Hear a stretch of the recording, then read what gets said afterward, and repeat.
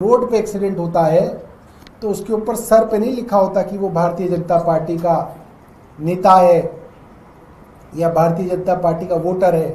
हालांकि मुझे उम्मीद कम है कि दिल्ली की भारतीय जनता पार्टी सरकार प्राइवेट अस्पताल या प्राइवेट स्कूल के ऊपर कोई कार्रवाई करे, इसकी उम्मीद मुझे भारतीय जनता पार्टी की सरकार से ना के बराबर है। कोई भी हो सकते हैं, ये अमंझा आप भी हो सकते हैं, ये अमंझा जो भी ये प्रेस कॉन्फ्रेंस सुन रहे हैं वो भी हो सकते हैं, और उनका कोई रिश्तेदार भी हो सकता है, उनका अपना जवान बेटा भी हो सकता है। क्योंकि जब रोड पे एक्सीडेंट होता है तो उसके ऊपर सर पे नहीं लिखा होता कि वो भारतीय जनता पार्टी का नेता है या भारतीय जनता पार्टी का वोटर है या वो किस पार्टी का वोटर है। एक्सीडेंट तो होते हैं, और जब एक्सीडेंट होता है तो फोन वोन सब टूट जाते हैं, अपना सगा संबंधी नहीं आ पाता है। कोई सड़क चलता आदमी अगर हिम्मत कर ले तो वो उसको नज़दीकी अस्पताल में ले जाके छोड़ सकता है, इतना ही आप काम कर सकते हैं। और यही उम्मीद दिल्ली सरकार ने की कि आप बिना ये सोचे कि सरकारी अस्पताल कितनी दूर है, कितना खर्चा लगेगा, आप इसको सबसे निकट के प्राइवेट अस्पताल में बस दाखिल करा दो तो आप दिल्ली का फरिश्ता कहलाओगे। उसका सारा का सारा इलाज का खर्चा दिल्ली सरकार देती थी और हजारों इस तरीके के दुर्घटनाग्रस्त लोगों की मदद हुई और उनकी जान बची।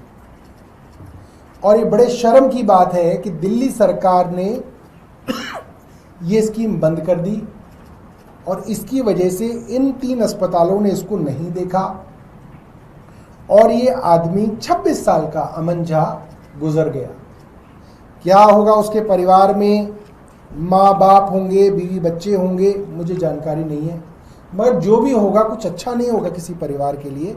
एक 26 साल के लड़के का ऐसे गुजर जाना और देश की राजधानी में 3 अस्पतालों में जाना और इलाज ना होना, ये एक शर्मसार कर देने वाली बात है। तो अशोक अग्रवाल जी ने दिल्ली सरकार के स्वास्थ्य विभाग को लिखा है कि इन 3 अस्पतालों पर कार्रवाई की जाए।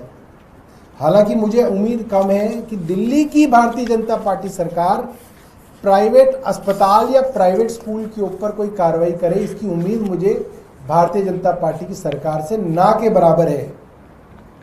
मगर इस वक्त मैं ये ज़रूर बताना चाहूँगा कि जब हमारी सरकार थी तब भी दिल्ली के एलजी विनय सक्सेना और उनके चहेते अफसरों ने इस स्कीम को रोकने की कोशिश की। इस स्कीम के अंतर्गत आने वाले प्राइवेट अस्पतालों के बिल रोके गए, फंड्स रोके गए। मैं सुप्रीम कोर्ट में खुद एक हेल्थ मिनिस्टर की हैसियत से गया, सुप्रीम कोर्ट के अंदर हमें मुकदमा करना पड़ा, तब जाके ये स्कीम के पैसे दिए गए और ये स्कीम दोबारा से सुचारू रूप से चल पाई। और जब से अब इनकी सरकार आई है, इन्होंने दोबारा से इस स्कीम को ठप कर दिया है। मैं सिर्फ रेखा गुप्ता जी से कहना चाहूँगा, इस तरीके की मानवीय स्कीमों के अंदर राजनीति ना लाएं।